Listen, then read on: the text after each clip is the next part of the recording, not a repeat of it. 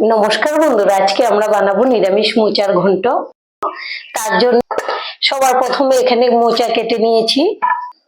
মোচাগুলোকে কেটে হলুদ জল দিয়ে ভিজিয়ে রেখেছি 10 মিনিটের মতো। মোচা কেটে যদি 10 মিনিট জলে ভিজিয়ে রাখা যায় হলুদ দিয়ে, তাহলে কালারটা খুব সুন্দর হয়। আর এর মধ্যে যে কষটা থাকে এটা কিন্তু জলের সঙ্গে চলে যায়। এই যে দেখুন, খুব সুন্দর হয়েছে কালারটা।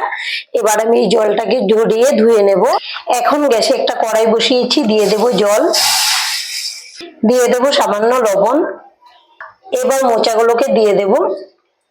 আমি ভালো করে ধুয়ে জলটা ঝরিয়ে নিয়েছি। জলে ভিজিয়ে রাখার জন্য দেখুন কত সুন্দর হয়েছে কালারটা। এবার ঢাকা দিয়ে 5 মিনিটের মতো ভাপিয়ে নেব। 5 মিনিট মোচাগুলোকে খুব ভালো করে ভাপিয়ে নিয়েছি। এবার একটা পাত্রে ঢেলে দেব আর জলটাকে খুব ভালো করে ঝরিয়ে নেব।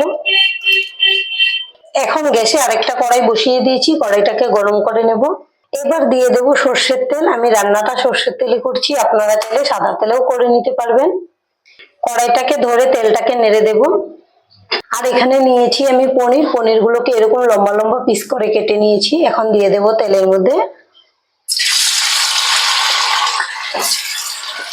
দিয়ে দেব লবণ আর দেব হলুদের গুঁড়ো। এবার নেড়ে চেড়ে ভেজে নেব। পনিরগুলোকে একদম লাল লাল করে ভেজে নিয়েছি। এখন একটা বাটিতে তুলে নেব।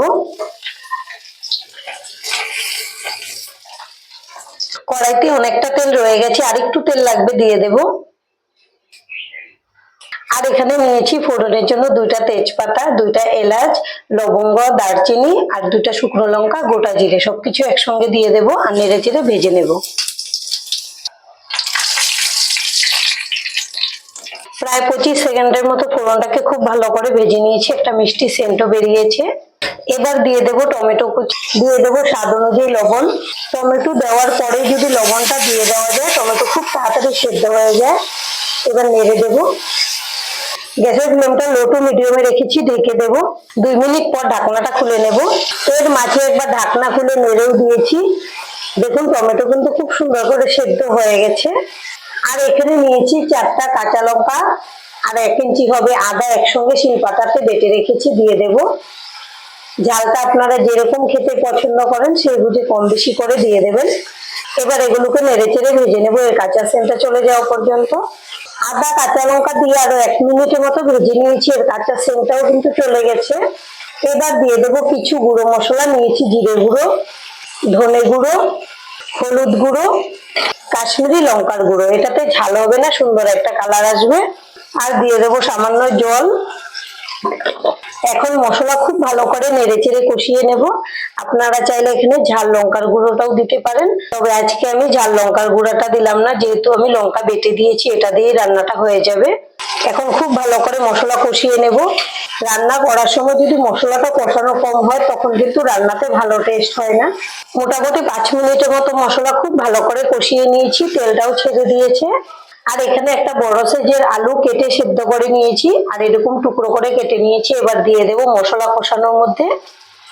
এবার মশলার গ্রেভির সঙ্গে আলুগুলোকে খুব ভালো করে নেড়ে চেড়ে কষিয়ে নেব। আপনারা চাইলে কিন্তু এমনিতে আলু কেটে আলুটাকে সেদ্ধ না করেও ভেজে নিতে পারেন। আলুটাকে খুব ভালো করে কষিয়ে নেব।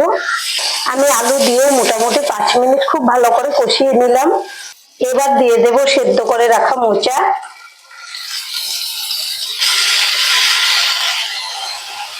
এখন খুব ভালো করে নেড়ে চেড়ে কষিয়ে নেব। এখন কিন্তু গ্যাসের ফ্লেমটা লো টু মিডিয়ামে রেখেছি। মোচাগুলো দিয়ে মশলার গ্রেভির সঙ্গে খুব ভালো করে নেড়ে চেড়ে ভেজে নিচ্ছি। এখন থেকে দারুণ একটা সেন্টও বেরিয়েছে। খুব ভালো করে নেড়ে চেড়ে কষিয়ে নেওয়ার পর আরো 2 মিনিট ঢেকে রান্না করে নেব। আর এখানে আমি 2 চামচ গোবিন্দভোগ চাল খুব ভালো করে ধুয়ে জলে ভিজিয়ে রেখেছিলাম আধ ঘন্টা আগে। চালগুলো ফুলে বড় বড় হয়ে গেছে। এবার এগুলোকে শিলপাটাতে বেটে নেব। 2 মিনিট পর ঢাকনাটা খুলে নেব। নেড়ে চেড়ে দিচ্ছি খুব ভালো করে। দেখুন কত সুন্দর মাখো মাখো হয়ে গেছে। আর এই যে আমি গোবিন্দভোগ চালটাকেও বেটে নিয়েছি, এটাকে জল দিয়ে আর একটু পাতলা করে নিয়েছি, নেড়ে দেব। এবার দিয়ে দেব। এটা দেওয়ার জন্য খুব সুন্দর একটা সেন্ট হবে আর ঘন্টটাও খুব মাখো মাখো হবে। চাল বাটা দিয়ে খুব ভালো করে নেড়ে চেড়ে মিশিয়ে নিলাম।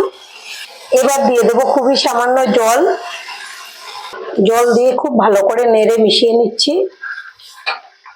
এখন দিয়ে দেব ভেজে রাখা পনিরগুলো।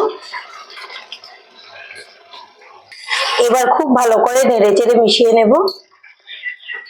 আর আমাদের আজকের এই রেসিপিটা দেখে যদি আপনাদের ভালো লাগে একটা লাইক অবশ্যই দিয়ে দেবেন। আপনাদের একটা লাইক আমাদেরকে অনেক উৎসাহ দেয় নতুন নতুন ভিডিও বানাতে। আর আমাদের চ্যানেলটিকে সাবস্ক্রাইব করে নেওয়ার জন্য অনুরোধ রইল। আবারও 2 মিনিটের জন্য ঢেকে দেব। আরো 2 মিনিট হয়ে গেছে, এখন ঢাকনাটা খুলে নেব। এর মাঝে একবার ঢাকনা খুলে নেড়েও দিয়েছি। এখন দিয়ে দেব 1/2 চামচ চিনি, আর দিয়ে দেব গরম মশলার গুঁড়ো, আর দেব ঘি। যেহেতু নিরামিষ রান্না, ঘিটা দিলে খুব ভালো সেন্ট হয়। সবকিছু একসঙ্গে নেড়ে চেড়ে মিশিয়ে নিলেই কিন্তু রেডি হয়ে গেল পনির দিয়ে নিরামিষ মোচার ঘন্ট। এভাবে আপনারা বাড়িতে বানিয়ে খাবেন, আশা করছি আপনাদের ভীষণ ভালো লাগবে। আর আজকের ভিডিওটা এখানেই শেষ করব। সবাই ভালো থাকবেন, সুস্থ থাকবেন, ধন্যবাদ।